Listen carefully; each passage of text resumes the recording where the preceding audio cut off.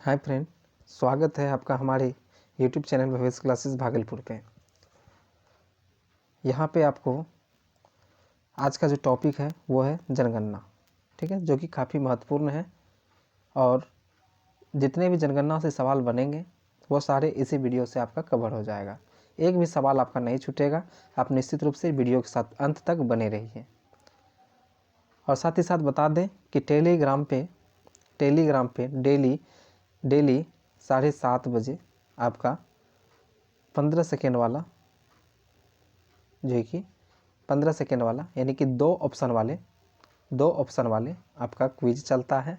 आप निश्चित रूप से वहाँ से जुड़िए और वहाँ पे टॉपिक वाइज चलता है, ठीक है। फ़ायदा क्या होगा, टॉपिक वाइज चलता है, तो वहाँ से आप जुड़िए और डेली क्विज में भाग लीजिए, ठीक है।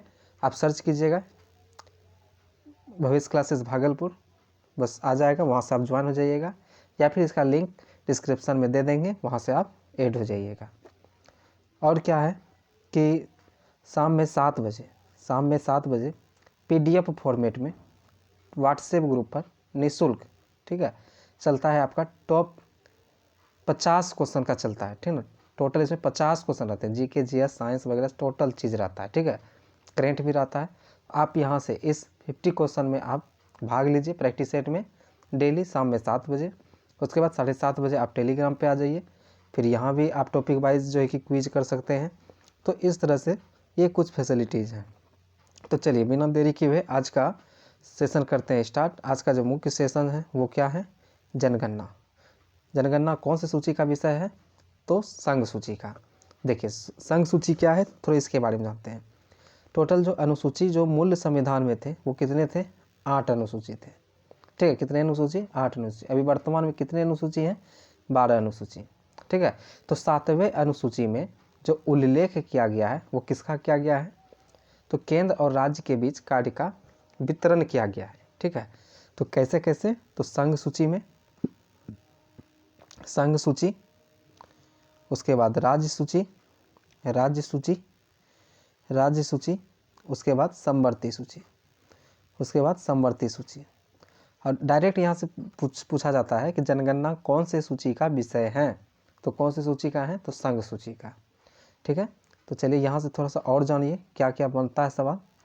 तो संघ सूची क्या होता है कि संघ सूची पे जो है कि सिर्फ केंद्र सरकार जो है कि इस पर कानून बना सकता है, ठीक है। जिस पे केवल केंद्र सरकार कानून बना सकता है उसे संघ सूची कहेंगे, और जिस पे केवल राज्य सरकार यानी कि कानून बना सकता है उसको राज्य सूची कहेंगे, और जिस पे केंद्र और राज्य दोनों मिल के कानून बनाएंगे उसे समवर्ती सूची कहेंगे।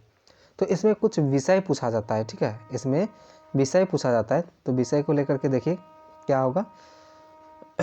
देखिए तो संघ सूची, ठीक है, संघ सूची, और उसके बाद राज्य सूची और समवर्ती सूची, ठीक है। तो देखिए संघ सूची में पहले जो था इसमें विषय, मूल संविधान के समय जो इसमें विषय जो थे वो कितने थे, 97। कितना था, 97 विषय था। ये मूल संविधान में बता रहे हैं, मूल संविधान में विषय जो थे उस समय संघ सूची में कितने विषय थे, यानी कि कितने विषय पे केंद्र सरकार कानून बना सकता है, 97 पे। लेकिन अभी वर्तमान में जो है इस यही बढ़ के कितना हो गया है, 100। अगर पूछे कि बताइए संघ सूची में अभी कितने जो है कि वर्तमान में विषय हैं, तो कितना कहिएगा, 100। कैसे याद रखिएगा, 100 से संघ होता है, 100 से 100 कहिएगा, ठीक है। 100 से संघ होता है, 100 से 100 कहिएगा। उसके बाद देखिए तो राज्य सूची में, इससे पहले राज्य सूची में जो विषय थे वो कितने थे, तो वो थे आपके 47, ठीक है। कितने थे, तो देखिए यहाँ से मूल संविधान में जो राज्य सूची में जो विषय थे वो यहाँ पे 47 नहीं होगा, यहाँ पे 47 नहीं होगा। मूल संविधान में राज्य सूची में जो विषय थे वो कितने थे, 66 थे, ठीक है। और अभी वर्तमान में कितने हैं, 61 हैं। वर्तमान में कितने विषय हैं, 61 हैं। और समवर्ती सूची में जो पहले जो थे वो कितने थे, 47 विषय थे। और अभी वर्तमान में कितना है, तो 52, ठीक है। वर्तमान में कितने हैं, तो 52। 2017 में जब बिहार पुलिस का एग्जाम हुआ था तो वहाँ पे पूछा गया था, डायरेक्ट पूछा गया था कि समवर्ती सूची में वर्तमान में कितने विषय हैं, तो कितने विषय हैं, 52 विषय हैं, ठीक है। तो यहाँ से याद रखिएगा। और इधर CGL में पूछा गया था, CGL में पूछा गया था कि संघ सूची, राज्य सूची और समवर्ती सूची में मूल संविधान के समय में कितने विषय थे, उसको सही चयन कीजिए। तो ये तीनों एक साथ थे, तो 97, 66 और 47, ये आपका ऑप्शन सही हो जाता। ठीक है, तो देखिए संघ सूची में कितने विषय, 97, अभी कितने हैं 100। राज्य सूची में कितने थे, 66, अभी कितना है तो 61। समवर्ती सूची में कितने विषय थे तो 47, अभी कितने हैं तो 52। ठीक है, चलिए आगे बढ़ते हैं। तो देखिए भारत में जो जनगणना का जो शुरुआत हुआ वो लॉर्ड मेयो के समय में हुआ था, लॉर्ड मेयो के समय में हुआ था। ठीक है, लॉर्ड मेयो के समय में हुआ था। यह एक ऐसा गवर्नर थे, ठीक है, ये ऐसा एक गवर्नर थे लॉर्ड मेयो जिसका कि कार्यकाल के दौरान ही मृत्यु हो गया था। ठीक है, जिसका कि मृत्यु, एकमात्र गवर्नर जिसका कि मृत्यु कार्यकाल के दौरान ही हो गया था, क्या नाम है, लॉर्ड मेयो। और इसी के कार्यकाल के दौरान 1872 ईस्वी में भारत में जनगणना का शुरुआत हुआ। ये नियमित जनगणना नहीं था। ठीक है, ये नियमित जनगणना नहीं था, सिर्फ स्टार्ट किया गया 1872 में लॉर्ड मेयो के द्वारा। ठीक है, लॉर्ड मेयो के कार्यकाल कहिए या लॉर्ड मेयो के द्वारा स्टार्ट किया गया 1872 में भारत में जनगणना। तो चलिए यहाँ से क्या समझे कि जनगणना का जो प्रारंभ किया गया 1872 ईस्वी में लॉर्ड मेयो के कार्यकाल में किया गया। ठीक है, उसके बाद देखिए स्वीडन में कब किया गया था, स्वीडन में किया गया था 1749 ईस्वी में। ठीक है, कब किया गया था 1749 में। और अमेरिका में जो किया गया था 1790 में, 10 के आधार पर किया गया था। अगर पूछे कि पहली बार 10 के आधार पर कहाँ पे किया गया था तो अमेरिका कहिएगा। 1790 ईस्वी में किया गया था 10 के आधार पे, पहली बार 10 के आधार पे कहाँ किया गया था, अमेरिका में किया गया था। ठीक है, तो चलिए आगे देखिए। तो भारत में 1872 में, ये उतना इम्पोर्टेंट नहीं है, यहाँ से आप याद रखिएगा कि भारत में जो शुरू हुआ 1872 में लॉर्ड मेयो के कार्यकाल में जनगणना। ठीक है, तो आपसे सिंपल सा पूछा जाएगा कि बताइए भारत में जनगणना की शुरुआत कब हुई, तो 1872 में हुई। किसके कार्यकाल में, तो लॉर्ड मेयो के कार्यकाल में हुआ था। उसके बाद देखिए, और उसके बाद ये तो स्टार्टिंग हुआ 1872 में भारत में जनगणना लॉर्ड मेयो के कार्यकाल में, लेकिन ये रेगुलर नहीं था। ठीक है, ये कोई ऐसा, अभी देखिए जनगणना जो होता है कितने वर्ष पे होता है, 10-10 वर्ष के अंतराल पे जनगणना होता है। तो यही जो नियमित जो किया, ठीक है, नियमित जो जनगणना जो प्रारंभ हुआ, देखिए यहाँ पे भारत में नियमित जनगणना की शुरुआत 1881 ईस्वी में, कितना, 1881 ईस्वी में, किसके द्वारा, तो लॉर्ड डफरिन के द्वारा, लॉर्ड डफरिन के द्वारा स्टार्ट किया गया। लॉर्ड रिपन के द्वारा। ठीक है, किसके द्वारा, लॉर्ड रिपन के द्वारा स्टार्ट किया गया। कब, तो आपसे सवाल डायरेक्ट बनेगा कि नियमित जनगणना का प्रारंभ कौन किया, तो लॉर्ड रिपन कहिएगा। अब भारत में जनगणना का शुरुआत कौन किया, तो लॉर्ड मेयो कहिएगा। लेकिन भारत में नियमित जनगणना का शुरुआत कौन किया, तो लॉर्ड रिपन कहिएगा। ठीक है, भारत में नियमित जनगणना का शुरुआत कौन किया, तो लॉर्ड रिपन कहिएगा। कब, तो 1881। तो 2 ईस्वी यहाँ से महत्वपूर्ण है आपका, एक 1872 और एक 1881। ठीक है, 1872 में लॉर्ड मेयो के द्वारा जनगणना प्रारंभ हुआ भारत में, और 1881 में लॉर्ड रिपन के द्वारा नियमित जनगणना प्रारंभ हो गया। ठीक है, चलिए आगे बढ़ते हैं। स्वतंत्र भारत की फर्स्ट जनगणना कब हुआ था, तो कब हुआ था, तो 1951 में। कब हुआ था, स्वतंत्र भारत पूछ रहा है। ठीक है, 1872 में तो स्वतंत्र हुआ नहीं था भारत, भारत को आज़ादी तो 1947 में मिला। तो इसीलिए यहाँ से पूछा जा रहा है कि भारत में तो जनगणना स्टार्ट हुआ 1872 में लॉर्ड मेयो के कार्यकाल में, नियमित जनगणना 1881 लॉर्ड रिपन के कार्यकाल में, लेकिन स्वतंत्र भारत में जो पहला जनगणना हुआ वो कब हुआ, 1951 में। कब हुआ, 1951 में। अगर आपको देखने में थोड़ा दिक्कत अगर हो रहा है तो आप क्या कीजिए, अपने मोबाइल को क्या कीजिए, थोड़ा ऐसे ऐसे लेटा करके रोटेशन को थोड़ा सा घुमा दीजिए, उसके बाद ठीक से दिखाई देने लगेगा। ठीक है, देखिए उसके बाद, तो स्वतंत्र भारत की पहली जनगणना अगर पूछे तो 1951 कहिएगा। ठीक है, कब कहिएगा, 1951 कहिएगा। उसके बाद देखिए, तो पहला जो स्वतंत्र भारत का जो पहला जनगणना जो 1951 में हुआ, उस समय जनगणना आयुक्त कौन थे, R.A. गोपाल स्वामी थे। R.A. गोपाल स्वामी थे, R.A. गोपाल स्वामी। ठीक है, तो 3 ईस्वी यहाँ से आपको याद रखना है। एक तो 1872 में, देखिए आपको निश्चित रूप से याद हो जाएगा, ठीक है, आप परेशान नहीं होइएगा, आपको निश्चित रूप से याद हो जाएगा। थोड़ा बड़ा वीडियो हो सकता है, परेशान नहीं होइए।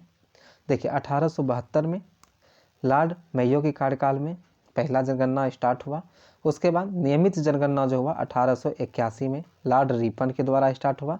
उसके बाद 1951 में क्या हुआ, स्वतंत्र भारत की पहली जनगणना, ठीक है, स्वतंत्र भारत की पहली जनगणना स्टार्ट हुआ। तो देखिए, तो स्वतंत्र भारत की जो पहली जनगणना 1951 में हुआ, उसका जो जनगणना आयुक्त जो थे वो कौन थे, R.A. गोपाल स्वामी थे, R.A. गोपाल स्वामी थे। देखिए कुछ पॉइंट है यहाँ पे कि जनगणना संगठन केंद्र गृह मंत्रालय के अधीन कार्य करता है, जिसके उच्चतम अधिकारी भारत का महापंजीयक एवं जनगणना आयुक्त होते हैं, ठीक है। यानी कि जनगणना जो है ये केंद्र गृह मंत्रालय के अधीन कार्य करता है। तो आपसे सवाल बन सकता है कि बताइए जनगणना जो है कि किसके, या फिर जनगणना का जो गठन जो करता है, या ये इसका जो जनगणना जो लागू जो किया जाता है, जैसे अभी आने वाला था किसका 2021 का जनगणना आने वाला था, तो ये कौन जारी करता है, तो गृह मंत्रालय करते हैं। गृह मंत्रालय के अंतर्गत ये कार्य किया जाता है जनगणना का, ठीक है। चलिए आगे बढ़ते हैं। अब है 2011 का जनगणना। तो 2011 का जो जनगणना है यह कौन से नंबर की जनगणना है, तो 15वें नंबर के, यानी कि 1872 से जब जोड़िएगा तब आपका कौन सा पूरेगा, 15वां पूरेगा, ठीक है। तो 2011 का जो जनगणना है कौन से नंबर के हैं, 15वें नंबर के जनगणना है। उसके बाद स्वतंत्र भारत की कौन से नंबर के हैं, तो 7वें नंबर के। स्वतंत्र भारत के कौन से नंबर के हैं, तो 7वें नंबर के। उसके बाद देखिए, तो इसका शुभंकर क्या था, शुभंकर प्रगणक शिक्षिका था, ठीक है। आदर्श वाक्य क्या था, हमारी जनगणना हमारा भविष्य, आवर कैंसस आवर फ्यूचर, ठीक है। उसके बाद देखिए जनगणना आयुक्त जो थे 2011 के वो कौन थे, डॉक्टर सी चंद्रमौली, बहुत पूछा जाता है ये, ठीक है। 2011 के जो जनगणना आयुक्त हैं वो कौन है, डॉक्टर सी चंद्रमौली है। इसमें अनुमानित लागत जो लगा था 2200 करोड़ रुपये लगे थे, 2200 करोड़ रुपये लगे थे। चलिए आगे बढ़ते हैं। आगे जो है वो क्या है कि जनसंख्या में स्थिरता प्राप्त करने का लक्ष्य जो रखा गया 2011 की जनगणना में, जनसंख्या में स्थिरता लाने का जो लक्ष्य जो रखा गया वो 2045 से 2070 तक रखा गया। यानी कि पहले जो रखा गया था 2045, इससे बढ़ा करके 2070 रख दिया गया है, ठीक है। तो जनसंख्या में स्थिरता का जो लक्ष्य जो रखा गया था 2045 रखा गया था, और इसको बढ़ा करके कितना कर दिया गया है, 2070 तक, ठीक है, 2070 तक। चलिए इसके बाद आगे बढ़ते हैं। 2001 से 11 के बीच जनसंख्या 10 की वृद्धि 17.7% देखने के लिए मिला, ठीक है, 17.7% देखने के लिए मिला। 10 की वृद्धि यानी कि जनसंख्या में जो वृद्धि जो देखने के लिए मिला, यानी 10 के कहने का मतलब क्या है, 10 बरस, ठीक है। 10 बरस में जो वृद्धि जो देखने के लिए मिला, कितना जनसंख्या वृद्धि देखने के लिए मिला, 17.7% देखने के लिए मिला। उसके बाद देखिए 1911 से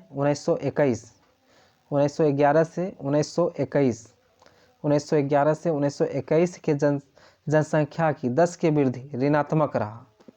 यानी कि 1911 से 1921 के जो जनसंख्या की 10 की वृद्धि है वो क्या रहा, ऋणात्मक रहा, ठीक है, -0.31% रहा।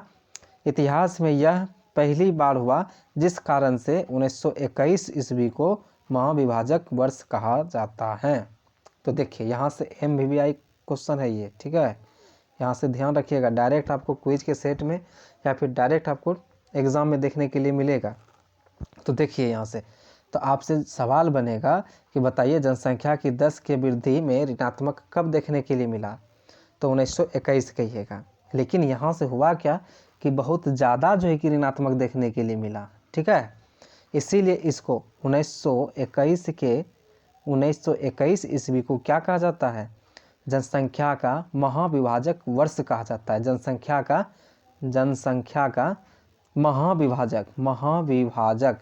महाविभाजक वर्ष कहा जाता है, ठीक है, महाविभाजक वर्ष कहा जाता है।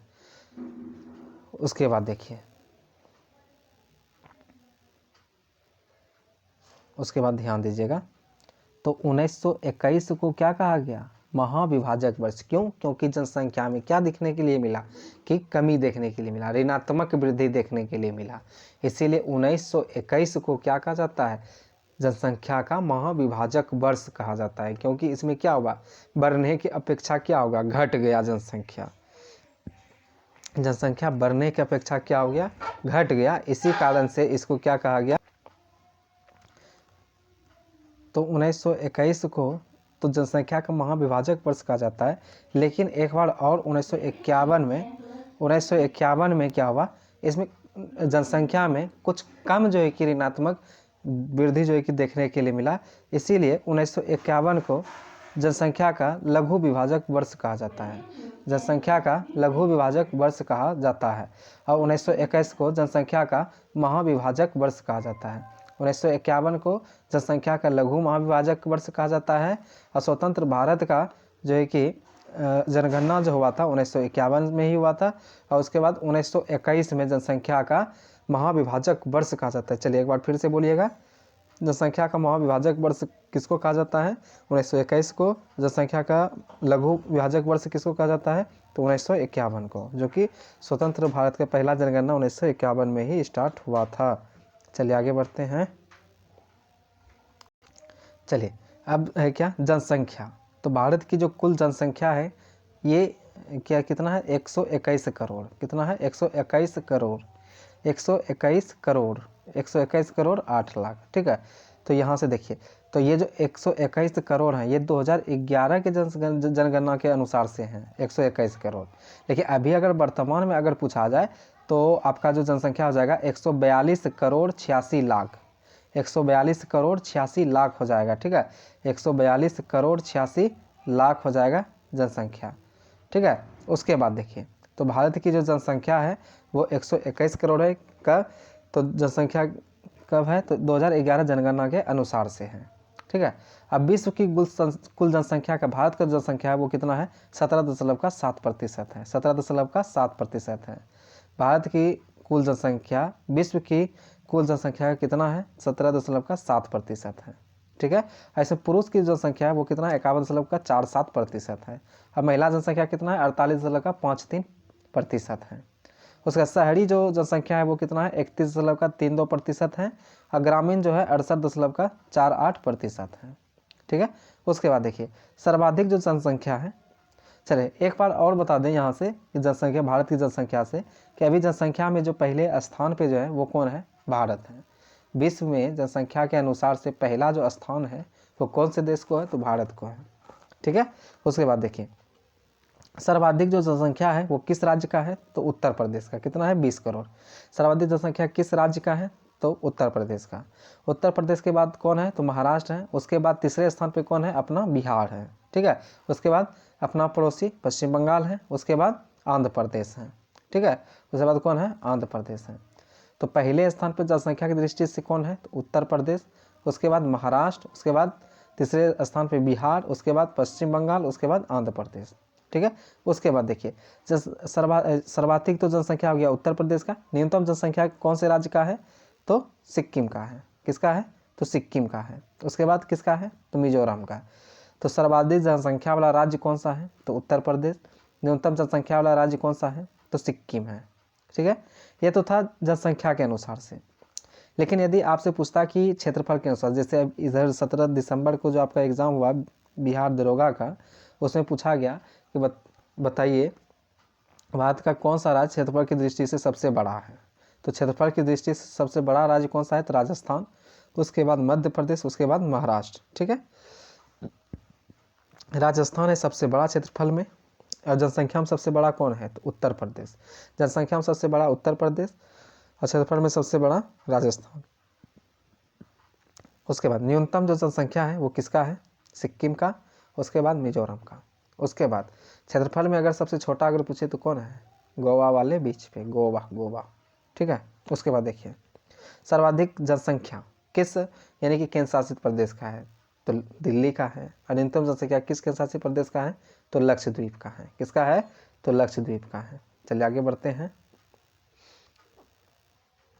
देखिए उसके बाद है 10 के जनसंख्या वृद्धि दर, 10 के जनसंख्या वृद्धि दर। तो 10 के जनसंख्या वृद्धि दर, तो सर्वाधिक जो जनसंख्या का जो वृद्धि जो देखने के लिए मिला है कहाँ पे, मेघालय में। कहाँ पे, मेघालय में। सर्वाधिक जो जनसंख्या वृद्धि दर देखने के लिए मिला है कहाँ पे, मेघालय में। कहाँ पे, मेघालय में। मेघालय का ही एक जगह है मासिन राम।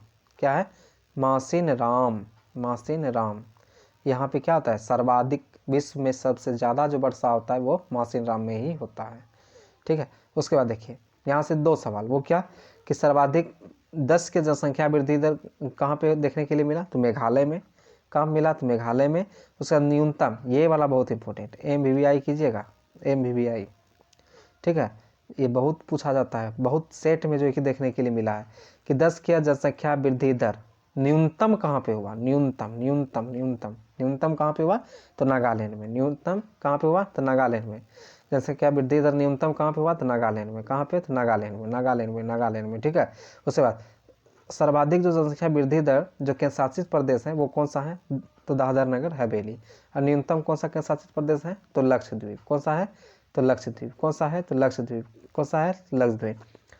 फिर से बोलिए, 10 की जनसंख्या वृद्धि दर कहाँ पे देखने के लिए मिला, कहाँ पे मिला, सबसे ज़्यादा जनसंख्या वृद्धि दर देखने के लिए कहाँ पे मिला, तो मेघालय में। कहाँ पे, मेघालय में। न्यूनतम कहाँ पे मिला, तो नागालैंड में। न्यूनतम कहाँ पे मिला, तो नागालैंड में। बहुत पूछा गया, बहुत पूछा गया। ठीक है।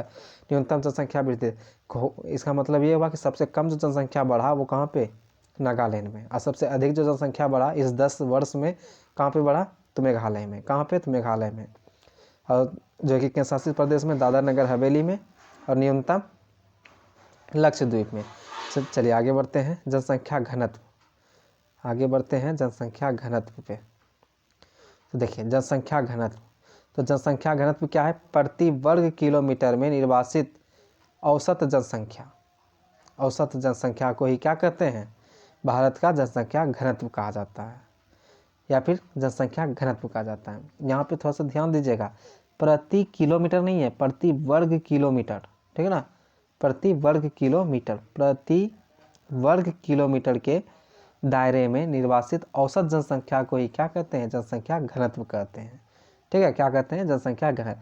तो इस तरह से भारत का जो जनसंख्या घनत्व है वो कितना है, 382, यानी कि प्रति वर्ग किलोमीटर में व्यक्ति का जो यानी कि संख्या है वो कितना है, 382 है। उसके बाद देखिए सर्वाधिक जनसंख्या घनत्व किस राज्य के हैं, तो वो है अपना बिहार का, अपना राज्य बिहार। ठीक है, अपना राज्य बिहार। तो सर्वाधिक जनसंख्या घनत्व किस राज्य का, तो बिहार का। सर्वाधिक जनसंख्या घनत्व किस राज्य का, बिहार का। और न्यूनतम जनसंख्या घनत्व किसका, तो अरुणाचल प्रदेश का। न्यूनतम जनसंख्या घनत्व किसका, अरुणाचल प्रदेश का। न्यूनतम जनसंख्या घनत्व किसका, अरुणाचल प्रदेश का। सर्वाधिक जनसंख्या घनत्व बिहार का, न्यूनतम जनसंख्या घनत्व किसका, अरुणाचल प्रदेश का। ठीक है। उसके बाद देखिए सर्वाधिक जनसंख्या घनत्व जो है केंद्र शासित प्रदेश में वो कौन सा है, दिल्ली। और न्यूनतम कौन सा है, अंडमान निकोबार, अंडमान निकोबार। चलिए आगे बढ़ते हैं, लिंगानुपात। लिंगानुपात का मतलब समझिए, प्रति 1000 पुरुष की तुलना में स्त्री की संख्या को ही क्या कहते हैं, प्रति 1000 पुरुष की जनसंख्या की तुलना में, प्रति 1000 पुरुषों की तुलना में स्त्री की संख्या को ही क्या कहा जाता है, लिंगानुपात कहा जाता है। ठीक है, यानी कि स्त्री की संख्या बटा पुरुष की संख्या गुना 1000। ठीक है, तो 1000 पुरुष की तुलना में स्त्री की संख्या कितना है, इसी को क्या कहते हैं, लिंगानुपात। ठीक है। उसके बाद देखिए, तो भारत का जो लिंगानुपात है वो कितना है, 943। कितना है, 943। और सर्वाधिक लिंगानुपात कहाँ पे है, तो केरल में 1084 है। कितना है, केरल में। भारत का लिंगानुपात कितना है, 943, 943, 943, 943। लिंगानुपात भारत का कितना है, 943, 943, 943। उसके बाद सर्वाधिक लिंगानुपात कहाँ, किस राज्य में है, केरल, केरल, केरल, केरल, केरल, केरल। ठीक है ना, कहाँ पे है, केरल में, केरल में। कहाँ पे है, सर्वाधिक लिंगानुपात कहाँ पे है, केरल में। और न्यूनतम जो लिंगानुपात है कहाँ पे, हरियाणा में। न्यूनतम जो है कहाँ पे है, हरियाणा में। न्यूनतम जो है कहाँ पे है, हरियाणा में। सर्वाधिक लिंगानुपात कहाँ है, केरल में। और उसके बाद बताइए यहाँ पे देखिए आगे जो है कि न्यूनतम न्यूनतम न्यूनतम न्यूनतम न्यूनतम कहाँ पे है, लिंगानुपात हरियाणा में। अब बिहार का लिंगानुपात कितना है, 916, 916, 916। उसके बाद देखिए सर्वाधिक यानी केंद्र शासित प्रदेश में पुडुचेरी हो जाएंगे, लिंगानुपात में, और दमन द्वीप न्यूनतम हो जाएगा। चलिए आगे बढ़ते हैं। उसके बाद देखिए शिशु लिंगानुपात। शिशु लिंगानुपात समझिए क्या है। शिशु लिंगानुपात 0 से 6 वर्ष के प्रति 1000 ठीक है ना, कितना है, प्रति 1000 बालकों की संख्या की तुलना में बालिका कितना है, ठीक है। तो बालिका ऊपर बालक नीचे गुने का 1000, ठीक है। उसके बाद देखिए तो भारत का जो शिशु लिंगानुपात है वो कितना है, 919 है। और ऐसे अगर लिंगानुपात अगर पूछा जाए तब कितना था भारत का, 943 था, ठीक है। कितना था, 943। और सर्वाधिक लिंगानुपात यानी शिशु लिंगानुपात कहाँ पे है, सर्वाधिक शिशु लिंगानुपात अरुणाचल प्रदेश। और केवल अगर लिंगानुपात पूछता तब कहाँ जाता ज़्यादा लिंगानुपात, सर्वाधिक लिंगानुपात केरल में, ठीक है। और न्यूनतम लिंगानुपात शिशु लिंगानुपात हरियाणा। और ऐसे भी अगर लिंगानुपात पूछता तो हरियाणा में ही न्यूनतम है, ठीक है। उसके बाद देखिए इधर सर्वाधिक केंद्र शासित प्रदेश में अंडमान निकोबार और न्यूनतम दिल्ली। उसके बाद देखिए साक्षरता दर के बारे में समझिए।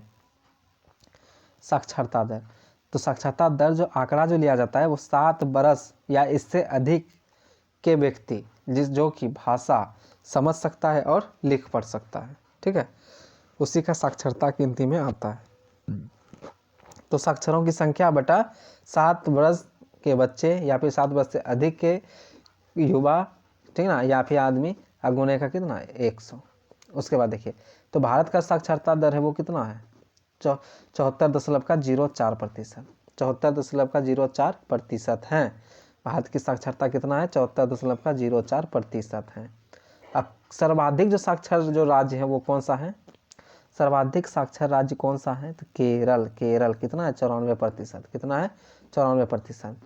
यही सवाल पूछा गया था 17 तारीख को कि बताइए साक्षरता के अनुसार से तीसरा व कौन सा राज्य है जो कि सर्वाधिक साक्षर है, तीसरा पूछा गया था, ठीक है। क्या पूछा गया था, तीसरा पूछा गया था। तो यहाँ से इसमें आपका दिया हुआ था, क्वेश्चन में दिया हुआ था केंद्र शासित प्रदेश या फिर राज्य दिया हुआ था, इसीलिए आपका तीसरा पे ये चला गया था, ठीक है। क्या कि लक्षद्वीप भी बहुत ज़्यादा, देखिए केंद्र शासित प्रदेश सबसे ज़्यादा जो साक्षर है वो कौन सा है, लक्षद्वीप है। और न्यूनतम जो है दादर नगर हवेली। और केरल जो है कि सबसे साक्षर है, 94% है। अब बिहार है सबसे न्यूनतम साक्षर, कितना है, 61.8%।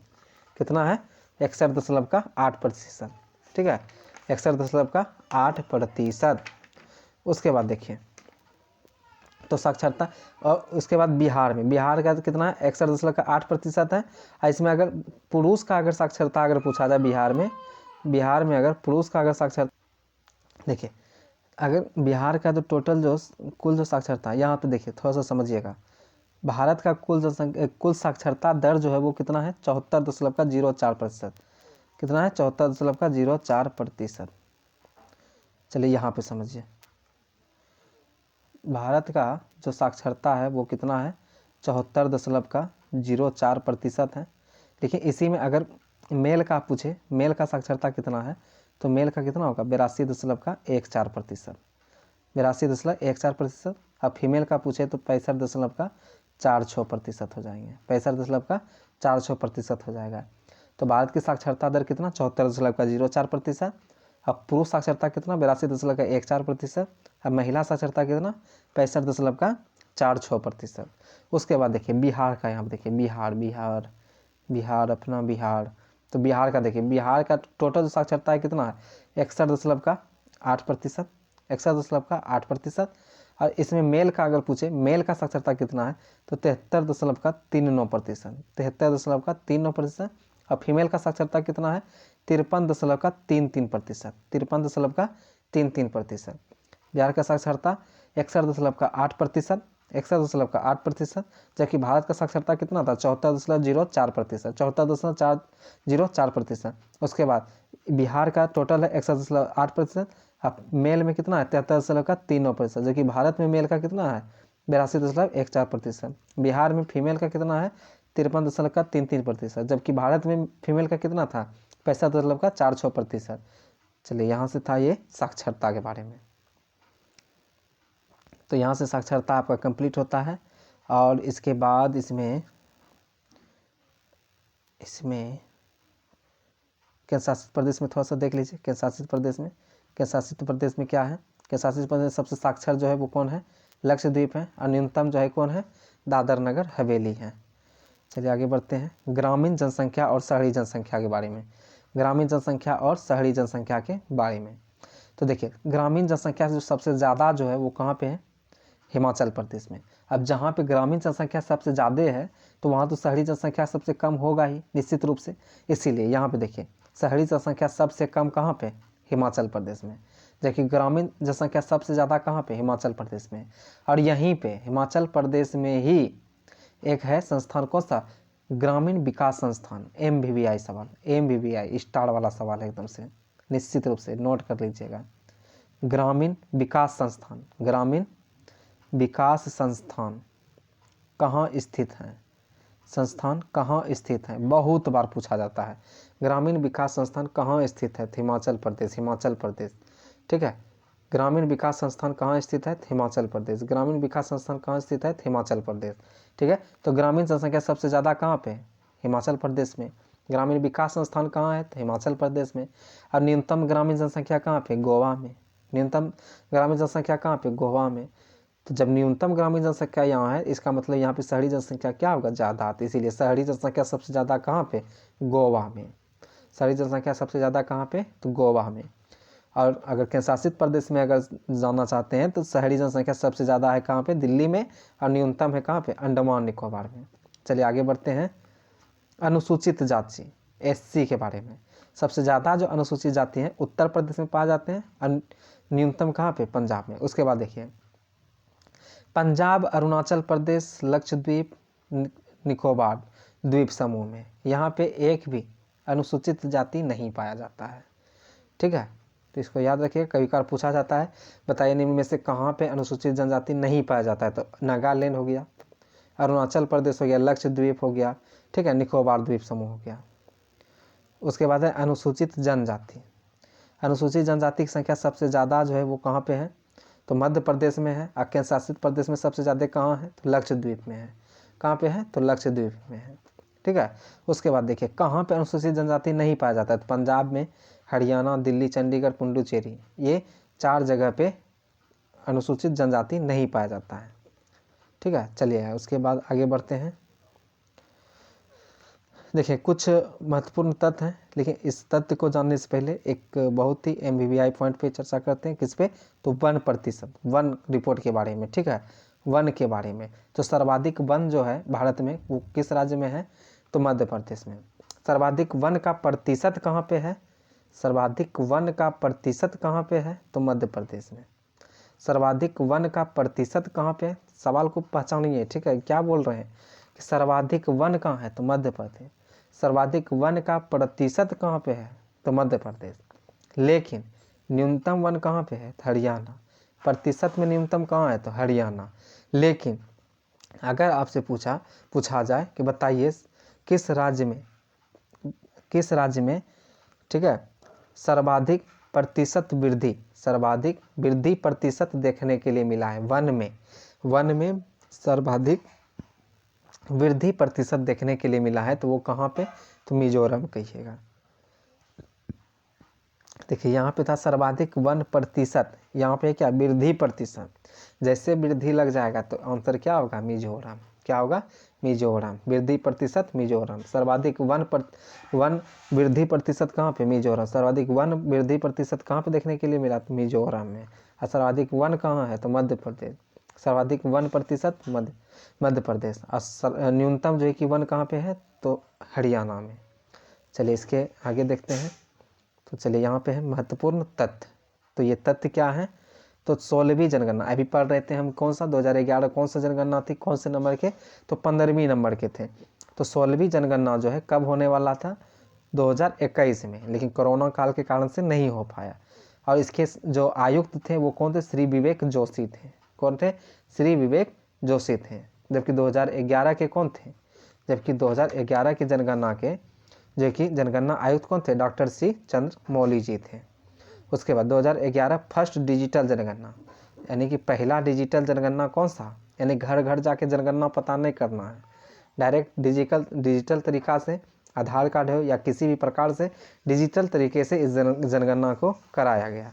2021 का जनगणना, इसीलिए इसको डिजिटल जनगणना कहा गया। ठीक है, तो चलिए यहाँ से, और इसमें आगे तो कुछ है नहीं, तो चलिए आज के लिए बस इतना ही।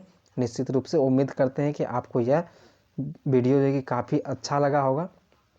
अपने दोस्तों के साथ ज़रूर शेयर करें और टेलीग्राम से जल्द आप जुड़ जाएं और वहाँ पे प्रैक्टिस सेट आप शाम में 7:30 बजे से कर सकते हैं। अब PDF फॉर्मेट में आप व्हाट्सएप पे कर सकते हैं। और यदि आप नए हैं तो निश्चित रूप से आप हमारे चैनल को सब्सक्राइब करें। जय हिंद, जय भारत।